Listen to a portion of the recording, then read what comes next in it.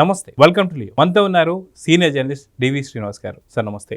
నమస్తే sir, YS Jaganmohan Reddy నిన్న అద్దంకికి సంబంధించినటువంటి ఒక వైసీపీ కార్యకర్తలు వాళ్ళకి సంబంధించినటువంటి ఒక మీటింగ్లో నిన్న తను ఎప్పుడు మాట్లాడే ఒక పదాన్ని మార్చాడు.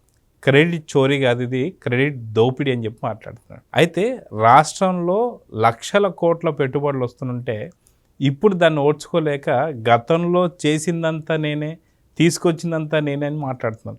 నిన్న మొన్నటిదాకా మనం ఓన్లీ గుడివాడ అమర్నాథ్ మాత్రం మాట్లాడుతున్నాడంటే సర్లే అని చెప్పి పట్టించుకోలే. గుడివాడ అమర్నాథ్ కూడా మాట్లాడాడు.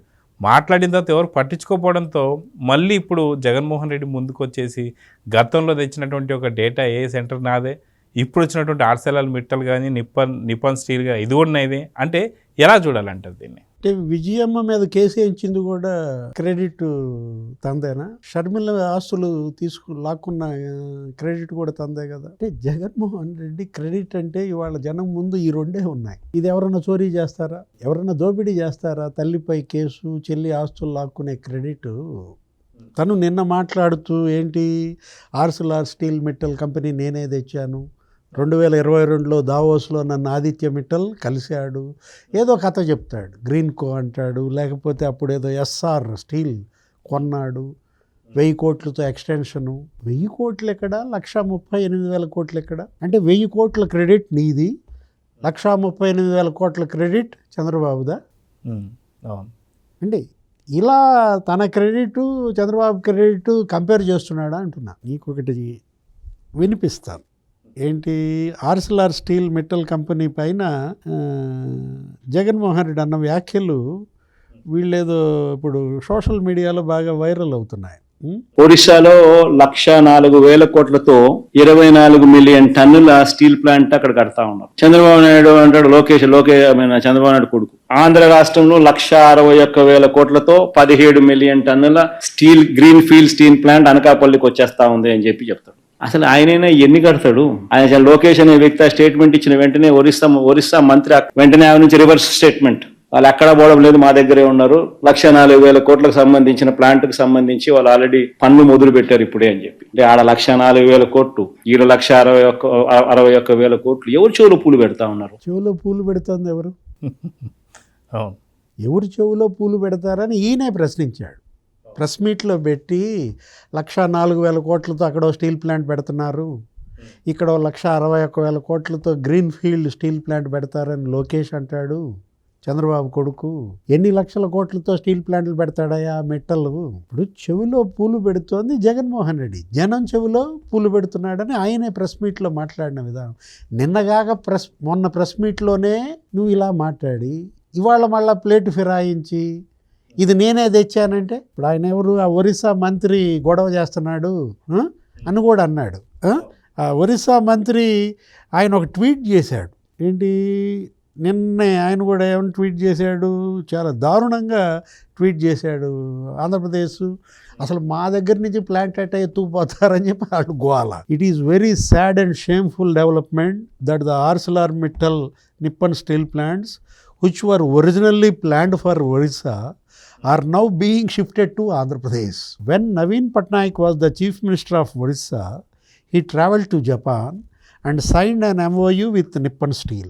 Consequently, Nippon Steel was set to build its own steel plant in Orissa. The second most critical issue is that Orissa's minerals will be transported to Andhra Pradesh via a slurry pipeline. If every steel plant and industry moves out of Odisha and our minerals and coal are exported through such pipelines, nothing will be left for state. It is wrong for steel plants to be established in other states while using Orissa's resources instead of developing them here.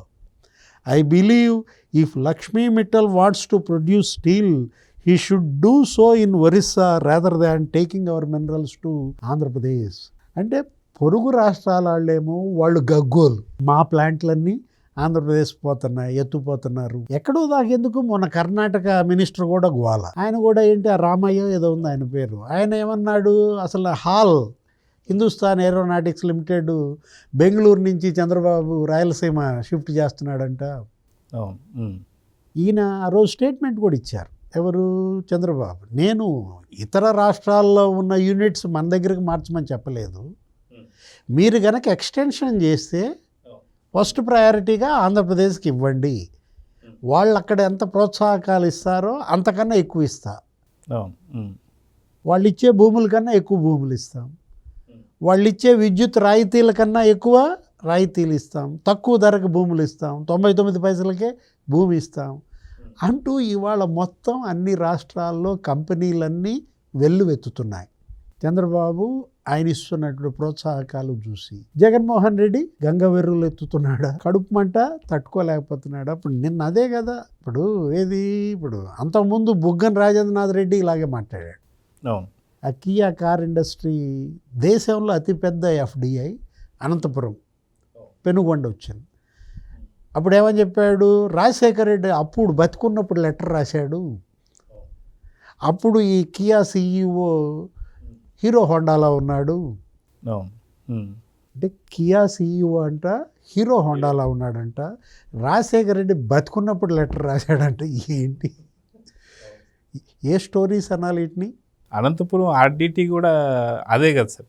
ఇప్పుడు 2025లో ఆగిపోయినటువంటి ఒక ఏదైతే ఉందో దాన్ని ఒక సంవత్సరంలో clear చేస్తే, లేదు YCP వాళ్ళందరం కలిసి నిరసన తెలియజేస్తేనే, అమిత్ షా గారితో మాట్లాడితేనే, ఆయన మెడలు వంచితేనే ఇది జరిగిందని చెప్పి మాట్లాడుతారు. ఇప్పుడు ఆయన ఎవరు మీరు చెప్పినటువంటి ఆ స్వచ్ఛంద సంస్థ ఫెర్రర్ వచ్చి ఎవరిని కలిశాడు, ఆయన ట్వీట్ ఏమని చేశాడు?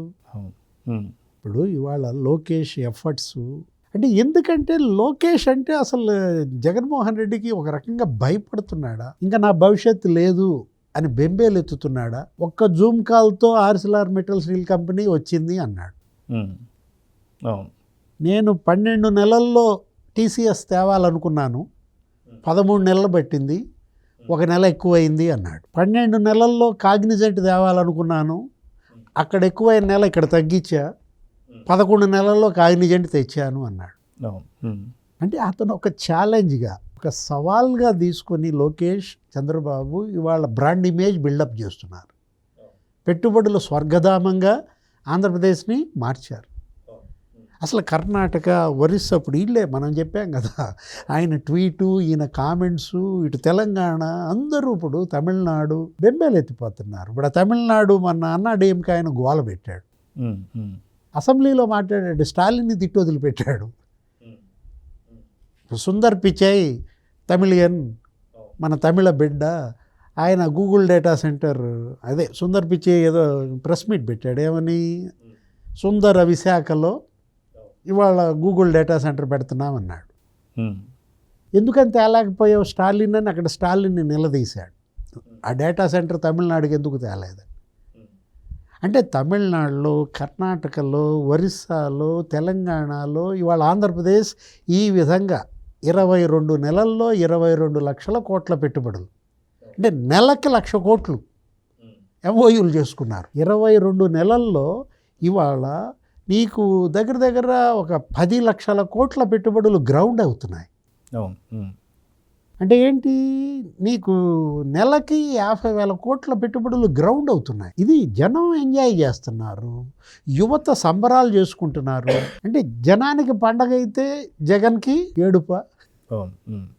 ఆ ఏడుపే ఇది, ఏది క్రెడిట్ చోరీయా, క్రెడిట్ దోపిడీ, ఇది ఏడుపు చోరీ, ఇది ఏడుపు దోపిడీగా దీన్ని మనం అర్థం చేసుకోవాలి. ఇప్పుడు దానికి కూడా అన్నాడు, ఏది అసలు అది గూగుల్ డేటా సెంటర్ కాదు, అదానీ డేటా సెంటరు నేనే తెచ్చాను అంటాడు. పేరు మార్చారు. అవును, అదే అనుకుందాం, అదానీ డేటా సెంటరు. సరే, అసలు అదానీ, గౌతమ్ అదానీ, మరి చంద్రబాబు కదా దానికి శంకుస్థాపన చేసింది. 2018లో 70,000 కోట్లు పెట్టుబడులు, దాన్ని నువ్వు తగ్గించి పారేసావు, వాళ్ళని బెదిరించావు, ఇంకా వాళ్ళకి ఇచ్చినటువంటి భూములు మళ్ళీ వెనక్కి లాక్కున్నావు. ఇప్పుడు నీలాగా చంద్రబాబు వీటిని తరిమేశాడా? ఇప్పుడు అదానీని తరిమేశాడా? వచ్చే పెట్టుబడులు నువ్వేం చేశావు? బెదిరించి, బ్లాక్మెయిల్ చేసి, వాటాలు అడిగి లులుని తరిమేశావు. ఇవాళ లులు వచ్చి మళ్ళా 3 పెడుతున్నాడు, Lulu convention centres. Amar Raja battery తరిమేశావు. అదేమంటే సజ్జల రామకృష్ణారెడ్డి మేమే తరిమేశామని అతనే బహిరంగంగా చెప్పాడు. ఆ Kia auxiliary industries 13 industries Karnataka వెళ్ళిపోయాయి. నీ క్రెడిట్ అది ఎవరు చోరీ చేయలేరు. సో అదే నిన్న ఏదైతే అద్దంకి సంబంధించిన ఆ మీటింగ్లోనే ఆయన ఏమంటున్నారంటే, అవును వాస్తవాన్ని నేను తీసుకొచ్చాను, కానీ చంద్రబాబు నాయుడు గారు కొనసాగించారంతే తప్ప ఆయన గొప్పతనం ఏది లేదంటాం. కానీ గతంలో 2014 నుంచి 19 దాకా ఎన్నో అభివృద్ధి కార్యక్రమాలు కావచ్చు, లేదా అమరావతి కావచ్చు, ఇవన్నీ కూడా ఎందుకని కొనసాగించలేదు జగన్మోహన్ రెడ్డి అంటే ఏం చెప్తారు? ప్రభుత్వం అనేది కంటిన్యూస్ ప్రాసెస్. ప్రభుత్వం అనేది గత ప్రభుత్వం చేసిన దాన్ని ఈ ప్రభుత్వం కొనసాగించాలి. నువ్వేం చేశావు? పోలవరం గడితే చంద్రబాబుకి పేరు వచ్చుద్దని ముంచేశావు. అవును. అది 3% కూడా 5 ఏళ్లలో నువ్వు చేయకుండా గైడ్ బండి దెబ్బతీసావు, డయాఫ్రమ్ వాల్ నాశనం చేశావు. మొన్న కాగ్ తిట్టింది, రివర్స్ టెండరింగ్ అని.